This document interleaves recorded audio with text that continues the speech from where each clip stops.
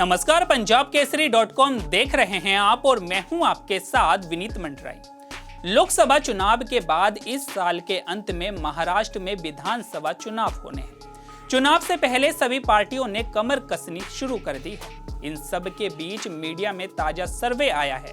इसे देखकर बीजेपी की नींद उड़ना तय माना जा रहा है। महाराष्ट्र में कुल 288 सीटें हैं। मीडिया रिपोर्ट के अनुसार बीजेपी को महाराष्ट्र में 55 से 65 सीटें मिलने का अनुमान जताया गया है।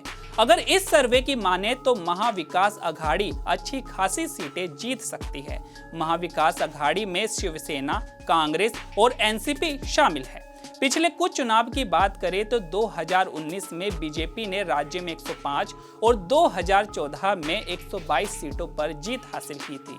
दोनों चुनाव में बीजेपी राज्य में सबसे बड़ी पार्टी बनकर उभरी थी, लेकिन सर्वे में इस बार उसे झटका लगता दिख रहा है।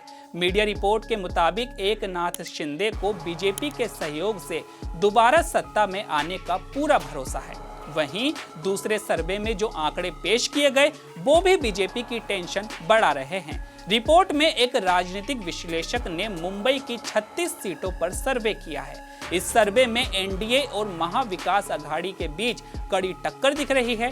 सर्वे में महाविकास अघाड़ी को 17 सीटें जबकि बीजेपी के नेतृत्व वाले एनडीए को 13 सीटें मिलने का अनुमान है।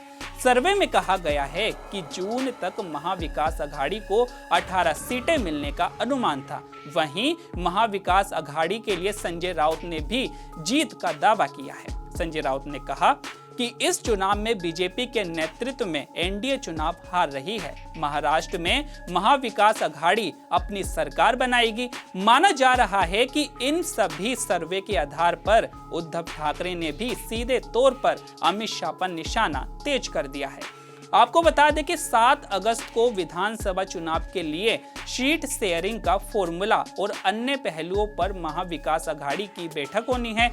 इसमें शिवसेना, यूबीटी, कांग्रेस, एनसीपी, शरद चंद्र पवार तीनों प्रमुख पार्टी के वरिष्ठ नेता शामिल होंगे। वहीं लोकसभा चुनाव की बात करें तो 2024 में महाराष्ट्र की 48 सीटों पर बीजेपी 9 सीटों पर जीती।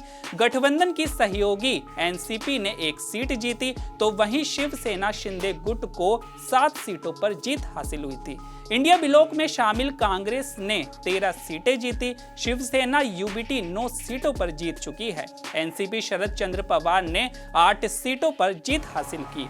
सांगली सीट पर निर्दलीय उम्मीदवार जीता।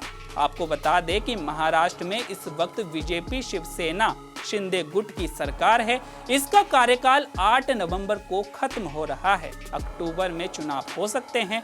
महाराष्ट्र की 288 विधानसभा सीटों पर 2019 में चुनाव हुए थे। बीजेपी 106 विधायकों के साथ राज्य की सबसे बड़ी पार्टी बनी। हालांकि ये तो विधानसभा चुनाव होने के बाद ही पता लगेगा कि महाराष्ट्र में बीजेपी को कितनी सीटें मिलेगी। तो आपकी इस पर क्या राय है, हमें कमेंट करके जरूर बताइएगा। तो अभी के लिए केवल इतना ही। ऐसे ही तमाम खबरों के लिए बने रहिए पंजाब केसरी.com पर। नमस्कार।